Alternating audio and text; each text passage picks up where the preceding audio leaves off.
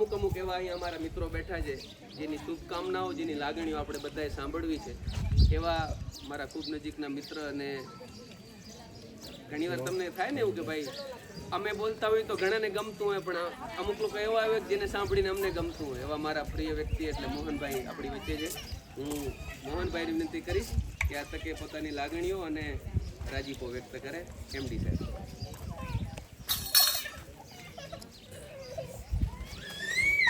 ઉપસ્થિત ડૉક્ટર ગૌરવ અને સૌ ગ્રામજનો,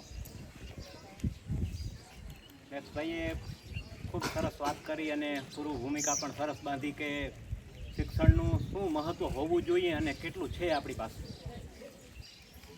આપણને રતનપરના શિક્ષણ ઉપર ખરેખર ગૌરવ થાય. આજ તો ડૉક્ટર ગૌરવ બનીને આવ્યા છે, ગૌરવ પોતે જ, પણ આપણને આપણા ગામના શિક્ષણ પ્રત્યે પણ ગૌરવ થાય કે એક છેવાડાના વિસ્તારમાં ભલે હજી બહુ આપણે કાંઈ આસમાન આંબી નથી લીધું, પણ જે પરિસ્થિતિઓ વચ્ચે આપણે રહીએ છીએ, ઘણા મિત્રો કહેતા કે તમે સરહદ ઉપર રહ્યો છો ને એ જ મોટી વાત છે. નહીંતર તો પરિસ્થિતિ એવી હતી કે ખડીર ખાલી થઈ જાય છે, એના માટે લોકો અહીં રહે.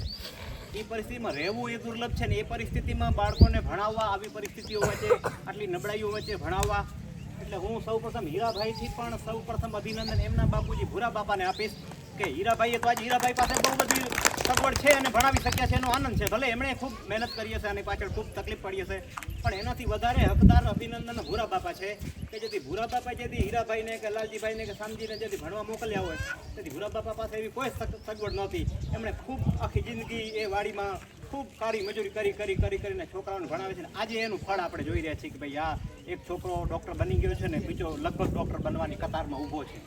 તો મિત્રો, આ કોઈ નાની વાત નથી અને આ કોઈ રાતોરાતની મળેલી સફળતા પણ નથી હોતી.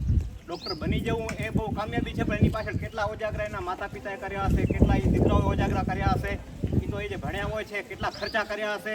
એટલે આ બહુ મોટી વાત છે કે આજે આપણા ગામનો એક દીકરો ડૉક્ટર બનીને આવે ત્યારે આપણે એનું યથાયોગ્ય સન્માન કરવું જ જોઈએ. જો આજે ન કરત તો આપણે ક્યાંક ને ક્યાંક આપણે ઉના ઉતર્યા કહેવાય કે ભાઈ ગામનો એક છોકરો આટલી મોટી ડિગ્રી મેળવીને આવે છે અને આપણે એનું સન્માન પણ ન કરી શકીએ. અત્યારે આપણે કટિંગ પર ઊભા હતા ત્યારે હીરાભાઈ મને એક સરસ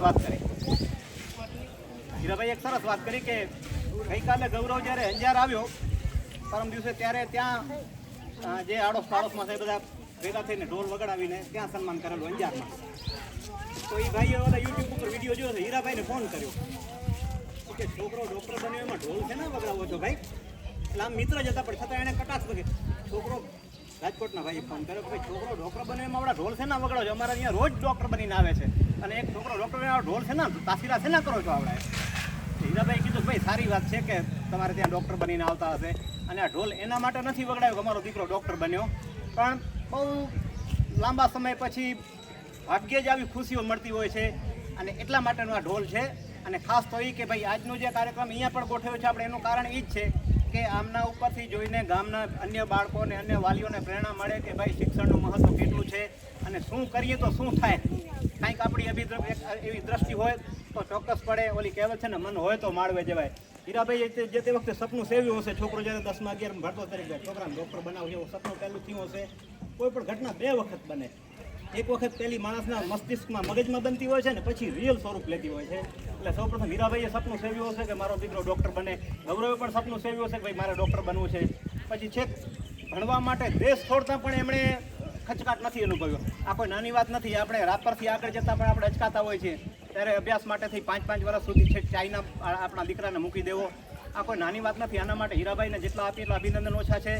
અને ગૌરવ ઉપરથી પ્રેરણા લઈને આપણા ગામના અન્ય યુવાનો જે કોઈ હજુ બાળકો ભણી રહ્યા છે એ બધા પ્રેરણા લે. અને જરૂરી નથી કે બધા ડૉક્ટર બને, પણ મૂળ વસ્તુ એ છે કે શિક્ષિત બનો, બધા કમસે કમ ગ્રેજ્યુએટ બનો તો પણ આપણને શિક્ષણ પહેલાં તો આપણને માણસ બનાવે છે. નોકરી મળે તો સારી વાત છે, નહીં મળે તો પણ કાંઈ વાંધો નથી, પણ સૌપ્રથમ તમે શિક્ષિત બનશો તો તમે માણસ બનશો. તમે જીવન જીવવાની કળા છે એ તો આપણને શિક્ષણ જ આપી શકશે.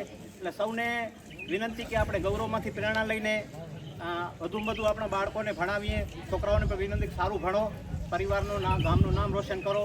અને ફરીથી હું હીરાભાઈના પરિવારને અભિનંદન સાથે મારી વાતને પૂરી કરું છું કે ભવિષ્યમાં ગૌરવ ખૂબ આગળ વધે અને પોતાનું, હીરાભાઈનું અને સમાજનું, ગામનું નામ રોશન કરે. Thank you. ખૂબ ખૂબ ધન્યવાદ મોહનભાઈ.